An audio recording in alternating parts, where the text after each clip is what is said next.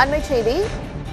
வேறொரு அண்மை செய்தியை பார்க்கிறோம். மத நல்லிணக்கம் என்பது ஒருவரை எதுவும் செய்ய விடாமல் தடுப்பது இல்லை என்று நீதிபதிகள் தெரிவித்திருக்கிறார்கள். கார்த்திகை தீபம் ஏற்றுவதில், திருப்பரங்குன்றம் கார்த்திகை தீபம் ஏற்றப்படுவதில் வழக்கு நடைபெற்று வரும் நிலையில் நீதிபதிகள் கருத்து தெரிவித்திருக்கிறார்கள். அந்த அண்மை செய்தியை பார்த்து வருகிறோம். இருதரப்பும் இணைந்து தங்களுக்கானவற்றை செய்து கொள்வதிலும் அனுமதிப்பதிலுமே மத நல்லிணக்கம் இருக்கிறது என்று நீதிபதிகள் கருத்து தெரிவித்திருக்கிறார்கள். தமிழக அரசு மேல்முறையீடு செய்த நிலையில் அந்த வழக்கில் நீதிபதிகள் தற்பொழுது கருத்து தெரிவித்து வருகிறார்கள்.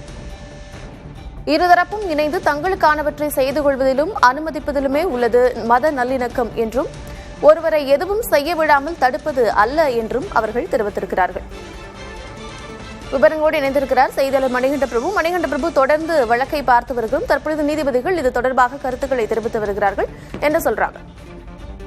கார்த்திகா, திருப்பரங்குன்றம் மலை உச்சியில் உள்ள தீபத்தூணில் தீபம் ஏற்றும் விவகாரத்தில் தனி நீதிபதி பிறப்பித்த உத்தரவிற்கு எதிராக அரசு தரப்பு மேல்முறையீட்டு மனு விசாரணை நடைபெற்று வருகிறது. இந்த வழக்கில் மிக முக்கியமான ஒரு கருத்தை இரு நீதிபதிகள் கொண்ட அமர்வு தெரிவித்திருக்கிறார்கள்.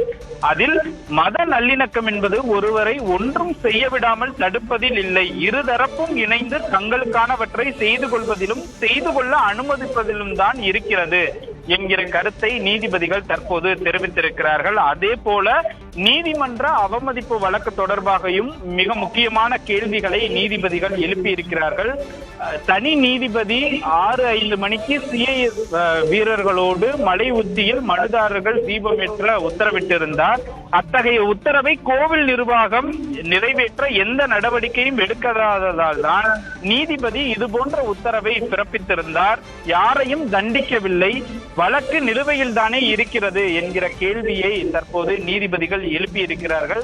இந்த வழக்கு தொடங்கியது முதலாகவே இந்த நீதிமன்ற அவமதிப்பு வழக்கு குறித்துதான் விரிவாக அரசு தரப்பும் காவல்துறையும் அதே போல மூத்த வழக்கறிஞர்களும் வாதங்களை வைத்து வருகிறார்கள். அந்த வழக்கில் நீதிமன்ற அவமதிப்பு வழக்கில் அரசு தரப்புக்கு போதிய கால அவகாசம் கொடுக்கப்படாததால், தங்கள் தரப்பு வாதங்களை கேட்காததால் தனி நீதிபதி அவசரமாக ஒரு உத்தரவை நிறைவேற்றியதாக அரசு தரப்பு வழக்கறிஞர்கள் குற்றச்சாட்டு வைத்தனர். அதற்கு நீதிபதிகள் இது போன்ற ஒரு கேள்வியை எழுப்பியிருக்கிறார்கள். நீதிபதியினுடைய உத்தரவை கோவில் நிர்வாகம் நிறைவேற்ற எந்த நடவடிக்கையும் எடுக்காததால் தனி நீதிபதி மத்திய தொழில் பாதுகாப்பு படை வீரர்களோடு மனுதாரரை தீபம் ஏற்றுவதற்கு உத்தரவிட்டிருந்தார். ஆனால் யாரையும் தண்டிக்கவில்லை. நீதிமன்ற அவமதிப்பு வழக்கு முடிக்கப்படவில்லை, வழக்கு நிலுவையில் தானே இருக்கிறது என அரசு தரப்பு வழக்கறிஞர்களை நோக்கி நீதிபதிகள் கேள்வி எழுப்பியிருக்கிறார்கள். இந்த வழக்கில் தொடர்ச்சியாக மனுதாரர் தரப்பிலும் வாதங்கள் எடுத்து வைக்கப்பட்டு வருகிறது. அதில் அரசு தரப்பில் நீதிமன்ற உத்தரவை எதிர்த்து மேல்முறையீடு செய்யப்பட்டிருப்பதாக தெரிவிக்கப்பட்டது. அவ்வாறெனில் உத்தரவு நடைமுறைப்படுத்தப்படவில்லை என்றுதானே பொருள். அதனால் தான் நீதிபதி அத்தகைய உத்தரவை பிறப்பித்தார் என தெரிவித்திருக்கிறார்கள். இந்த வழக்கை ஆரம்பம் முதலே அரசு தரப்பு ஒரு எதிராகத்தான் தங்களுடைய வாதங்களை வைத்தது. அதன் அடிப்படையில் தான் நேற்றைய தினம் திருப்பரங்குன்றத்தில் நடந்த நிகழ்வுகளும் இருந்தது. குறிப்பாக தனி நீதிபதி GR சுவாமிநாதன் மலை உச்சியில் உள்ள தீபத்தூணில் தீபம் ஏற்ற வேண்டும், அதற்கான மதுரை மாநகர காவல்துறை மேற்கொள்ள வேண்டும் என உத்தரவிட்டிருந்தார். ஆனால் அது போன்ற நடவடிக்கைகள் நேற்று எடுக்கப்படவில்லை. அப்போது மனுதாரர் கூட செயல் அலுவலர் அலுவலகத்திற்கு வந்து இந்த ஆண்டு தீபத்தூணில் ஏற்றப்படுமா என கேட்டபோது அரசு தரப்பில் மேல்முறையீடு செய்யப்பட்டிருப்பதாக தெரிவிக்கப்பட்டது. அதன் காரணமாகத்தான் நாங்கள் நீதிமன்ற அவமதிப்பு வழக்கு தொடர்ந்தோம். அந்த வழக்கில் நீதிபதி இது போன்ற உத்தரவை பிறப்பித்தார் என்று கூறி தற்போது வாதங்களை வைத்திருந்தார்கள். உத்தரவை பிறப்பிப்பதாக கூறி தற்போது நீதிபதிகள் தங்களுடைய அறைகளுக்கு சென்றிருக்கிறார்கள். இந்த வழக்கில் உரிய உத்தரவை பிறப்பிப்பதாக தற்போது ஏற்கனவே அரசு தரப்பு ஒரு விஷயத்தை சொல்லியிருந்தது. இரு இடங்களில் தீபம் ஏற்றினால் மத நம்பிக்கை புண்படும் அப்படிங்கிற ஒரு கருத்தை அரசு தரப்பிலிருந்து வைத்த வாதம் சொன்னது. தற்பொழுது நீதிபதிகள் என்ன சொல்லியிருக்கிறாங்கன்னா, மத நல்லிணக்கம் என்பது ஒருவரை எதுவும் செய்ய விடாமல் தடுப்பதில் அல்ல அப்படின்னு சொல்லியிருக்கிறாங்க. எப்படி புரிஞ்சுக்கலாம்? நிச்சயமாக இந்த வழக்கில் ஆரம்பம் முதலே அரசு தரப்பு ஒரு எதிரான வாதங்களைத்தான் வைத்து வருகிறது. அதாவது மனுதாரர் தரப்பிற்கு எதிரான வாதங்களைத்தான் வைத்து வருகிறார்கள். மகாதீபம் என்பது ஒரு இடத்தில் மட்டுமே ஏற்றப்பட வேண்டும். இரு இடத்தில் ஏற்றப்பட்டால் அது சரியானது கிடையாது, ஆகம விதிகளுக்கு எதிரானது, அது பக்தர்களினுடைய மனதை புண்படுத்தும் என அரசு தரப்பு தங்களுடைய வாதங்களை வைத்தது. அதற்குத்தான் நீதிபதிகள் பல்வேறு கேள்விகளையும் எழுப்பினார்கள். குறிப்பாக இந்த திருப்பரங்குன்றம் விவகாரம் என்பது மலை மீதுள்ள தர்கா, அதே போல திருப்பரங்குன்றம் முருகன் கோவில், இது மத நல்லிணக்கம் சார்ந்த இடமாக மதுரையில் பார்க்கப்படுகிறது. திருப்பரங்குன்றம் பகுதியை சுற்றி இருக்கக்கூடிய இஸ்லாமியர்களும் அதே போல இந்து மக்களும் பொதுமக்களும் எல்லோரும் ஒற்றுமையாக இருக்கக்கூடிய சூழ்நிலையில் நீதிபதிகள் தெரிவித்திருக்கிற கருத்தும் தற்போது முக்கியத்துவம் வாய்ந்ததாக பார்க்கப்படுகிறது. அவர்கள் குறிப்பிடக்கூடிய விஷயம் என்பது மத நல்லிணக்கம் என்பது ஒருவரை ஒன்றும் செய்ய விடாமல் தடுப்பதில் அல்ல, இருதரப்பும் இணைந்து தங்களுக்கானவற்றை செய்து கொள்வதற்கான அல்லது அதற்கான அனுமதியை கொடுப்பதிலும் தான் உள்ளது என நீதிபதிகள் தெரிவித்திருக்கிறார்கள். தற்போது இந்த நீதிமன்ற அவமதிப்பு வழக்கை தனி நீதிபதி எடுத்து அதில் உத்தரவை பிறப்பித்ததில் ஒரு உத்தரவை பிறப்பிப்பதாக கூறி, அதாவது தனி நீதிபதி GR சுவாமிநாதன் பிறப்பித்த உத்தரவு, அந்த வழக்கு அவர் எடுத்துக்கொண்ட நீதிமன்ற அவமதிப்புக்கு எதிராக ஒரு உத்தரவை பிறப்பிப்பதாக கூறி நீதிபதிகள் இருவரும் ஆலோசனை செய்வதற்காக தங்களுடைய அறைகளுக்கு சென்றிருக்கிறார்கள். இந்த வழக்கில் இடைக்காலமாக ஒரு தீர்ப்பை அல்லது இடைக்கால நிவாரணத்தை தருவதற்கான ஆலோசனைகளை நீதிபதிகள் மேற்கொள்ள இருக்கிறார்கள். தற்போது அதற்கான வேலைகள் என்பது நீதிமன்றத்தில் நடந்து வருகிறது. தற்பொழுது நீதிபதிகள் அந்த ஆலோசனையில் இருக்கிறார்கள். இன்னும் சற்று நேரத்தில் அவர்கள் இதற்கான தீர்ப்பை சொல்லலாம் என்று எதிர்பார்க்கப்படுகிறது.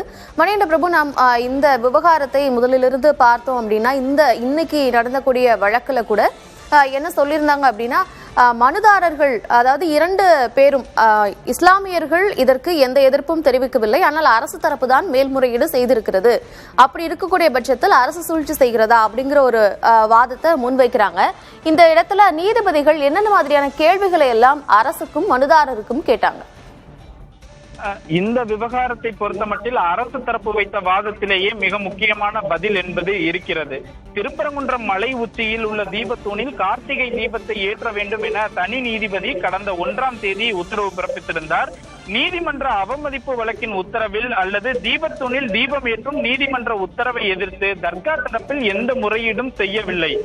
அறநிலையத்துறை தரப்பு, குறிப்பாக திருப்பரங்குன்றம் கோவில் தரப்பில் தான் மேல்முறையீட்டு மனு கூட தாக்கல் செய்யப்பட்டுள்ளது. அந்த மேல்முறையீட்டு மனுவிற்கு எந்த ஒரு கால அவகாசமும் வழங்கப்படவில்லை என அரசு தரப்பு ஆரம்பம் முதலே தங்களுடைய வாதமாக வைத்து வருகிறது. இந்த விவகாரத்தை பொறுத்தமட்டில் நேற்றைய தினம் தமிழக அரசினுடைய அச்சம் உண்மையாகி விட்டது என்கிற வாதத்தையும் கூட வைத்திருந்தார்கள்.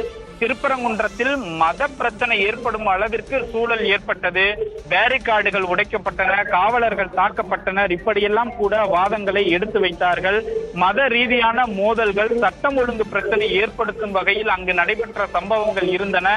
இதன் காரணமாகத்தான் நாங்கள் மலை உச்சியில் இருக்கக்கூடிய தீபத்தூணில் தீபம் ஏற்றுவதற்கு எதிராக தங்களுடைய வாதங்களை எல்லாம் கூட வைத்தோம், மனு தாக்கல்களை செய்தோம் என்றெல்லாம் கூட அரசு தரப்பு நீதிபதிகளிடம் தெரிவித்திருந்தார்கள். அப்போதும் கூட குறிப்பாக இந்த தீபத்தூண் குறித்து அரசு தரப்பில் தெரிவித்த போது 100 ஆண்டுகளுக்கும் மேலாக அந்த இடத்தில் கார்த்திகை தீபம் என்பது ஏற்றப்படவில்லை, அது பயன்படுத்தப்படாத ஒரு இடமாக 100 ஆண்டுகளாக இருக்கிறது, உடனடியாக அந்த இடத்தில் தீபம் ஏற்ற வேண்டிய தேவை இல்லை என்றும் கூட அரசு தரப்பு தெரிவித்திருந்தார்கள். அப்போது குறுக்கிட்ட நீதிபதிகள் மணிகண்ட பிரபு, ஏன்னா 100 ஆண்டுகளாக வழக்கத்தில் இருப்பது ஒரே ஒரு இடத்தில் தீபம் ஏற்றுவதுதான், திடீரென புதுமையாக ஒரு வழக்கத்தை கொண்டு வருவதற்கு எதிர்ப்பு தெரிவித்துதான் இந்த வழக்கு கொண்டு வந்தாங்க. அதற்கு என்ன தரப்பு, மனுதாரர் தரப்புல என்ன பதில் சொன்னாங்க? மனுதாரர் தரப்பை பொறுத்தமட்டில் திருப்பரங்குன்றம் கோவில் என்பது முருகனுக்கு சொந்தமானது, அது பழமையான தீபத்தூண், அந்த தீபத்தூணில் தான் பாரம்பரியமாக வழக்கமாக தீபம் என்பது ஏற்றப்பட்டது. ஆனால் ஆங்கிலேயர் ஆட்சி காலத்தில் ஏற்பட்ட ஒரு சில பிரச்சனை காரணமாக அன்றிலிருந்து இன்று வரை 100 ஆண்டுகளாக தீபம் என்பது ஏற்றப்படவில்லை. அதற்காகத்தான் நாங்கள் நீதிமன்றத்தை நாடினோம், ஆதாரங்களை சமர்ப்பித்தோம். அதன் அடிப்படையில் தான் தனி நீதிபதி GR சுவாமிநாதன் ஒரு விரிவான உத்தரவை பிறப்பித்திருந்தார் என்று இரு நீதிபதிகளிடம் தெரிவித்திருந்தனர். அப்போது கூட நீதிபதிகள் பல்வேறு கேள்விகளை அரசு தரப்பை நோக்கிதான் எழுப்பியிருந்தார்கள்.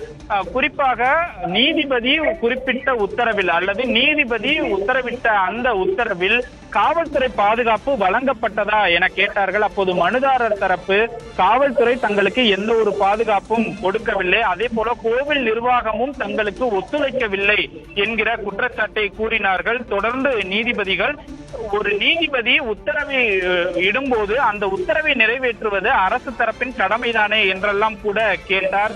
நீதிமன்றம் பிறப்பித்த உத்தரவை அரசு நிறைவேற்றதால் தான் தனி நீதிபதி மாற்று ஏற்பாடாக மத்திய தொழிற்படை பாதுகாப்பை அங்கே அனுப்பியிருந்தார்.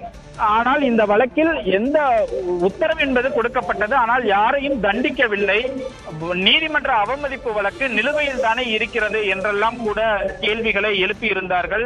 தொடர்ச்சியாக கோவில் தரப்பில் தீபம் ஏற்றுவதற்கு நேற்றைய தினம் ஏதாவது விளக்கம் அளிக்கப்பட்டதா அல்லது தீபம் ஏற்றப்படாததற்கு ஏதாவது விளக்கம் கொடுக்கப்பட்டதா என்றெல்லாம் கூட மனுதாரர் தரப்பில் கேள்விகள் கேட்கப்பட்டது. அப்போது கோவில் நிர்வாகம் தரப்பில் தாங்கள் மேல்முறையீடு செய்திருக்கிறோம், அந்த உத்தரவை பொறுத்து தான் எந்த நடவடிக்கையும் எடுப்போம் என்று நீதிபதி கோவில் நிர்வாகம் தெரிவித்ததாக மனுதாரர்கள் தரப்பு நீதிபதிகளிடம் தெரிவித்தார்கள். இதையெல்லாம் பதிவு செய்து கொண்ட நிச்சயமா பேசலாம். அங்கு நீதிபதிகள் ஆலோசனையில் ஈடுபட்டிருந்தாங்க அப்படின்னு சொல்லியிருந்தீங்க இல்லையா? தற்பொழுது அந்த ஆலோசனை முடிந்து விட்டதா? நீதிபதிகள் தீர்ப்பு தர தயாராகிட்டாங்களா?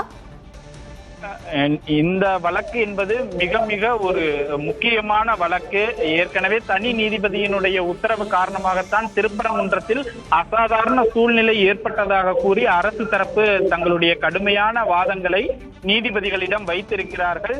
நீதிபதிகளும் இது குறித்து விரிவாக ஆலோசனை செய்ய வேண்டியிருக்கிறது. அவர்களும் பல்வேறு சட்ட வழிவகைகளில் இந்த வழக்கை தனி நீதிபதி எவ்வாறு கையாண்டிருக்கிறார், என்ன சட்ட உட்பிரிவுகளை மையப்படுத்தி இது போன்ற உத்தரவை கொடுத்திருக்கிறார், இதில் நீதிமன்றத்தில் பாதுகாப்பு பணியில் இருக்கக்கூடிய மத்திய தொழில் பாதுகாப்பு படையை நீதிபதி எந்த அடிப்படையில் திருப்பரங்குன்றம் கோவிலுக்கு மனுதாரரோடு அனுப்பினார், இதையெல்லாம் அவர்கள் கணக்கிட வேண்டியுள்ளது அல்லது அவற்றையெல்லாம் விரிவாக ஆலோசிக்க வேண்டியுள்ளது. குறிப்பாக தனி நீதிபதியினுடைய உத்தரவை ரத்து செய்வதற்கு அல்லது அதற்கு இடைக்கால தடை விதிப்பதற்கு இரு நீதிபதிகள் மிக முக்கியமான சட்ட விதிகளை கையில் எடுக்க வேண்டியுள்ளது. அது தொடர்பாகத்தான் தற்போது மதுரை உயர்நீதிமன்ற கிளையினுடைய பொறுப்பு நீதிபதியாக இருக்கக்கூடிய ஜெயச்சந்திரனும் அதே போல மூத்த நீதிபதியாக இருக்கக்கூடிய கே ராமகிருஷ்ணனும் ஆலோசனையில் ஈடுபட்டிருக்கிறார்கள்.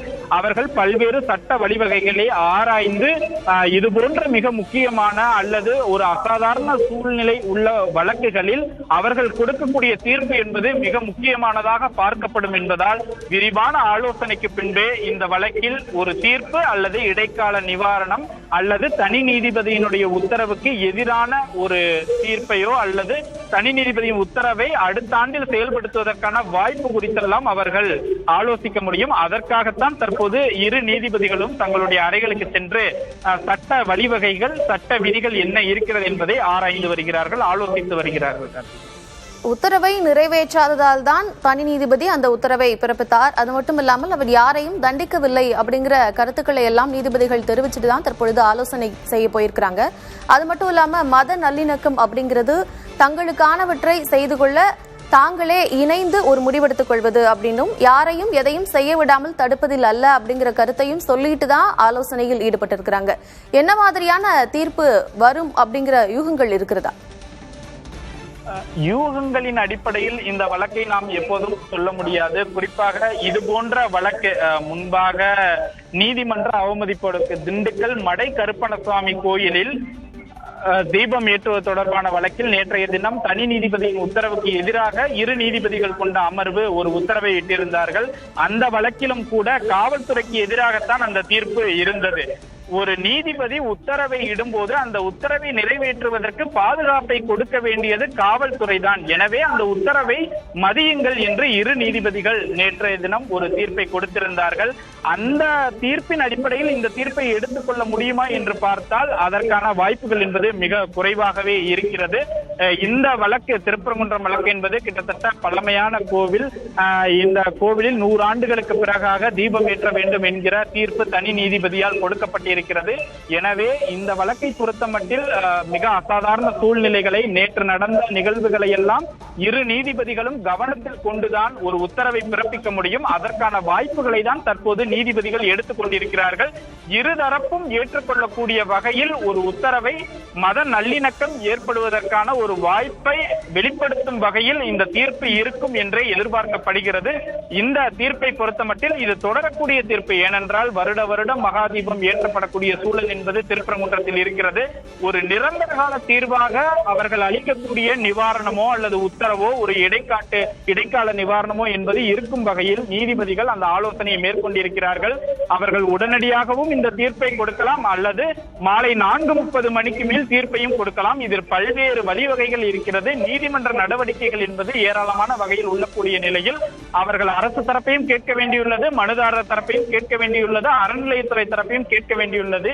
இதையெல்லாம் சிந்தித்து ஆலோசித்துதான் அதற்கான தீர்ப்பை வழங்குவார்கள். கார்த்திகா, திருப்பரங்குன்றத்தில் கார்த்திகை தீபம் ஏற்றப்படுவது மிகவும் பெரிய பிரச்சனையாக இருக்கக்கூடிய இந்த சூழ்நிலையில் இந்த மேல்முறையீட்டு மனுவானது தற்பொழுது விசாரிக்கப்பட்டு வருகிறது. நீதிபதிகள் அதற்கான ஆலோசனையில் ஈடுபட்டிருக்கிறார்கள்.